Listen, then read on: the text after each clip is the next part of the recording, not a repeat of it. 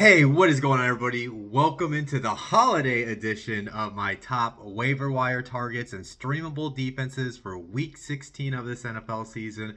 If you're watching this video, that means you either had the bye week or you won your first playoff matchup. So kudos to you. And yeah, at this point, though, before I dive into the waiver wire section, I always do like to say during the playoffs, I should have mentioned this last week, always play the guys that got you here.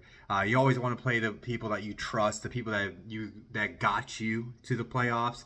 But obviously injuries happen, so if you are looking for a potential option, let's go ahead and dive in my waiver wire section. As always, guys, these players have to have at least 50% roster availability per Yahoo, so there's a good chance they are available out there on the market. So why don't I just go ahead and dive through these names really quickly for you. As always, my top, starting with the quarterback position, my quarterback waiver wire target of the week.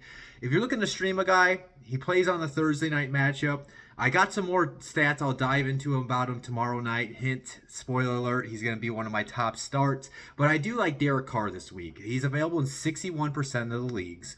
This past weekend, he had 218 passing yards, not a lot, but he still got those 3 touchdowns. And the reason why I think he's a very good streaming option this week is he's going against a Rams defense that's given up 18.4 points per game in fantasy this year to the position. That's the 7th most allowed in the NFL. And I got some other stats I'll dive into tomorrow night. But if you are looking to stream a quarterback this week, I think Derek Carr is a decent option for you to consider.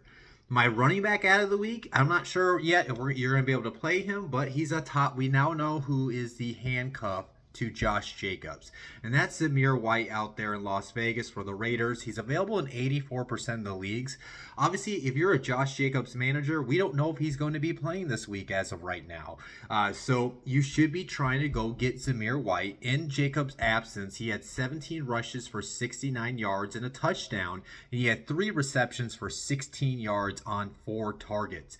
Kind of draws a middle of the pack matchup. The Kansas City Chiefs are giving up 15.3 points per game to the running back position, but the fact that he got 20 plus touches, if he would have caught his other target, technically 21 touches in Jacobs' absence, that tells me that if Jacobs is out, he's a very decent flex play this week. And here's what I'll say too. If you're going against whoever you're playing in fantasy football this week, or maybe if it's even in the other matchups, who might be somebody that you would face in the fantasy championship, if any of those teams still in the playoffs still has Jacobs, and you have a guy that you can spare and drop, I would try to go get White and play that angle as well. Even if you're not going to play White, just take him away from your opponent or a future opponent in the championship game next week. My wide receiver ad, I'm going to go with Noah Brown.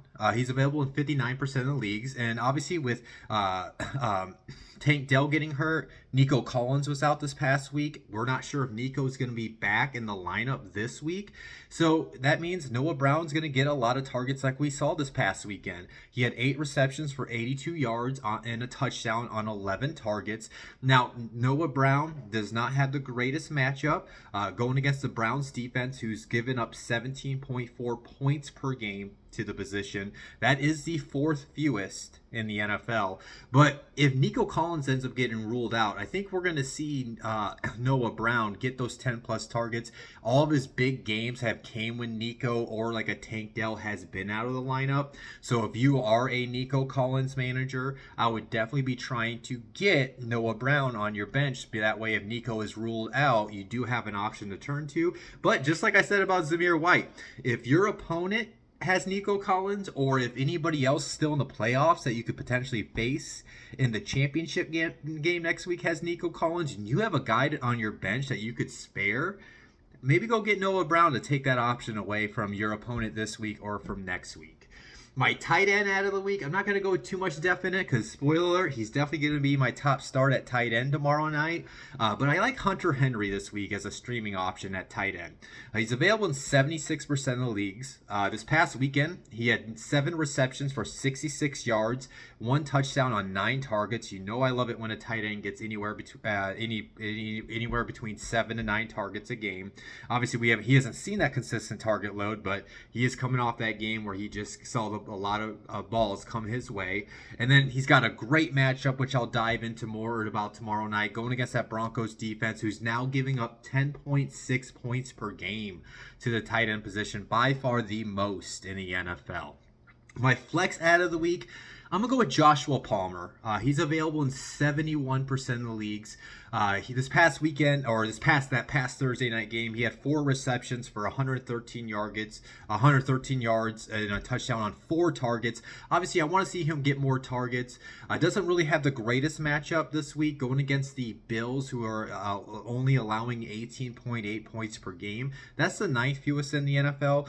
But the reason why I like Palmer is because Keenan Allen missed practice today. Honestly, with how much older in age Keenan is and Justin Herbert is out, this Chargers team just fired their coach. Personally, in my opinion, I don't really think Keenan Allen's going to play for the remainder of the season. Now, if Keenan Allen maybe has some incentives that he needs to hit in his contract to earn some money, I could definitely see Keenan pushing to play. But if he doesn't have any incentives to play for, there's no playoff positioning for him to play for. At this point, he might as well get healthy for next season. So what that means is Joshua Palmer is going to be the best wide receiver on the Chargers team. Now, even though I did mention he doesn't have the greatest matchup against the Bills defense, can't you not see the Chargers being down Saturday night like 3 touchdowns? So what does that mean? LA's going to have to throw the ball a lot. So I think he's a wide receiver 3 flex play that can give you maybe a wide receiver 2 type of week, just because I think the Chargers are going to have to throw the ball a lot this weekend. So yeah, those are my top waiver wire targets. Moving into my top streamable defenses, just like those players I talked about, these defenses have to have at least 50% roster availability. So there is a good chance that they are available for you guys to go pick up. Number 1 streaming defense, I am going to go with the Denver Broncos defense against the Patriots. Broncos are available in 52% of the leagues, and mainly because the New England offense just has stunk for a majority of the year. They only score 13.3 points per game this season. That is the fewest in the NFL, so the fact that they don't really score that many points, I think that gives you a high floor potential. And then I think I'd like the potential of this also being a ceiling type of streaming defense, because New England has given the ball away the 5th most times this season across the NFL. And then the Broncos defense are actually tied for the 2nd most takeaways. So I don't see a lot of points getting scored by New England. And then I see the option where the Broncos have the chance to take the ball away, maybe get you a pick 6 or a fumble recovery for a touchdown, and you get that ceiling performance that can propel you to the championship game. My number 2 streaming defense, I am going to go with the Bengals against the Steelers. Bengals are available in 52% of the leagues right now. Obviously, we already know the Steelers' offense completely stinks this season. They don't score a lot of points. They're only scoring 15.9 points per game this year. That is the 5th fewest in the NFL. So I do like this as a decent high floor potential for you. And then there is a potential for the takeaways. Cincinnati has a knack for getting their hands on the ball this season. They're actually tied for the 3rd most takeaways. So you got an offense not scoring a lot of points, and plus an offense that just turned the ball over 3 times against the Colts last week. And then you got that defense in Cincinnati that's been forcing turnovers this season. So that's why I like them as a streaming option in Week 16.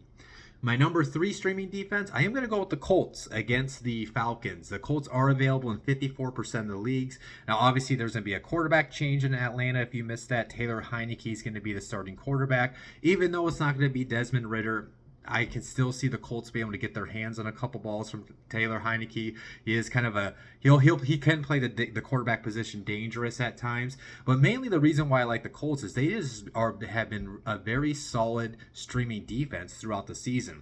Themselves as a defense, they are tied for the 3rd most sacks this season, and they're actually tied for the 2nd most takeaways.